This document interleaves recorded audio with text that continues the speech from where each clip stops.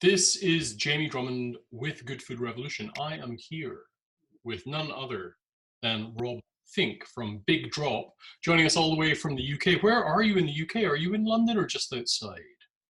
Just outside of London, about an hour east of London.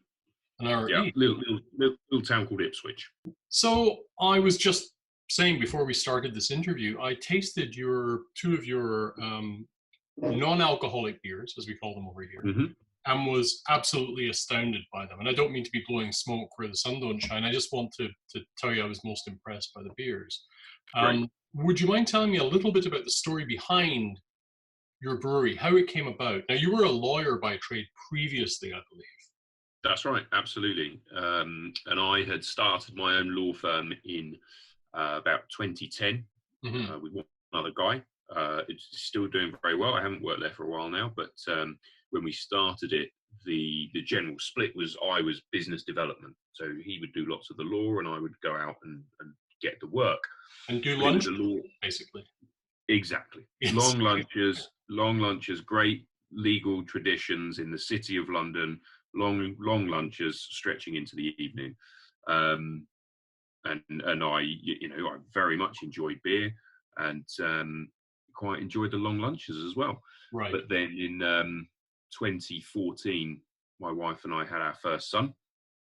We've now got twins as well on top of that. Oh, But I stopped drinking completely for about 6 months because I had a little baby. I wanted to be a 21st century dad, change nappies, get up in the night. And all of a sudden you realize you can't do that if you're having long lunches and drinking alcohol. So I just thought I'll just stop for, a period of time, which ended up being about 6 months. But because my job effectively was long lunches, I couldn't stop going to the pub. I couldn't not go to the bars and the restaurants and wine bars and everything else. I still had to do that. So I'm going into, all of my old haunts that have got these astounding craft beers from around the world, different styles, different ABVs, different breweries, and I'm not drinking any of them. And so when I go to the bar person and say, can I have a non-alcoholic beer?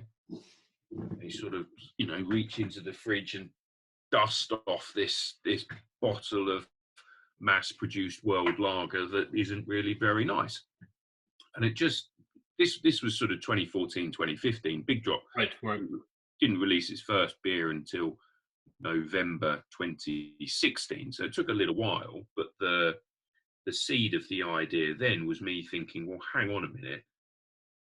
Why has craft beer has revolutionized the way that we drink beer completely?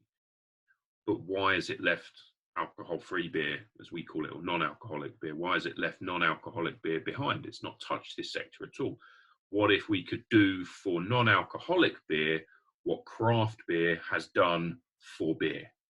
That was the question in my mind. So that was the very, very beginning of the idea. And then there was a long and complicated road of working out how on earth you go about setting up a company that makes non-alcoholic beer.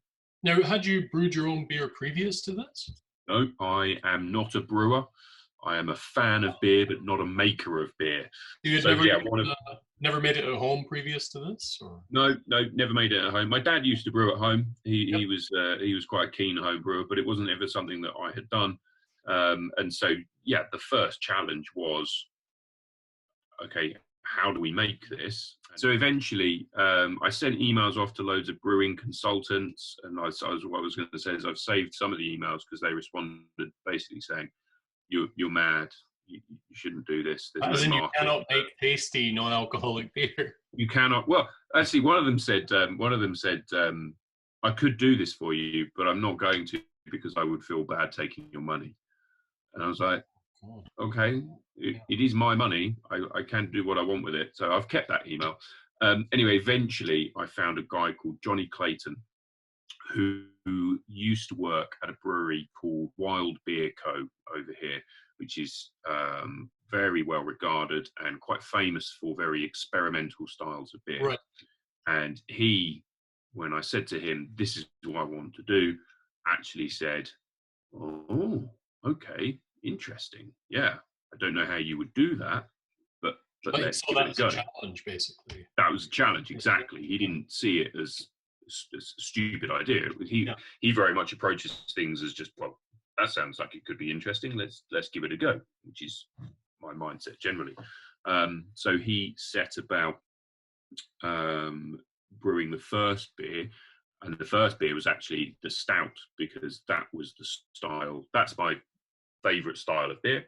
I find that quite fascinating, because when I heard that you enjoyed darker beers, when I think about non-alcoholic beers, I tend to think of like the calibers of lore, if you remember Caliber back in the day, Yeah, which yeah, I'll get to in a second. But yeah. but Sure, absolutely. but I thought that was such a challenge to create a stout which has such a bold flavor profile, both aromatically and texturally, and how you could do that without having the alcoholic component.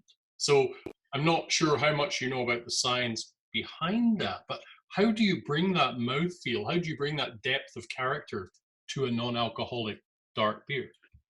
So when I said to Johnny I want to do a stout first, he was actually over the moon, because he said, "Brilliant, we'll do a milk stout." Milk stout is a very, very, very old style of beer, very Yes. traditional style of beer. It's fallen out of favour slightly over here. I can't speak for Canada. Yeah, There's oh, still definitely. yeah, there are still milk stouts around, and obviously there are stouts, you know, in and of themselves, but milk stouts not a particular style. He said we can use lactose. Now, milk stouts tended to be a little lower in alcohol anyway, did they not? Yeah, that's right. They were what in my view, what's happened with stout is it's very much gone the way of, you have Guinness. So some people say, I don't really like your stout, I like Guinness. So that's fine. I like Guinness, I'll drink Guinness. But Yeah. when I think about stout, I don't think about Guinness. There's a whole other world behind it. But what's happened with stout, I think, is that the ABVs have gradually got pushed up and up and up, because people want to make imperial stouts and these crazy big, 8, 9, 10, 11% stouts. But It's you're absolutely c'est right. la vie with the craft brewing industry, unfortunately. Well, Yeah. absolutely. But interestingly, what's happening certainly in the UK is that ABVs are coming down. Really, really interesting trend generally. But you're right. Yeah, milk stout as a rule, sort of 100 years ago, was 3-4%. We've got a great tradition in the UK of session beers, of beers between 3 and 4%. Yeah.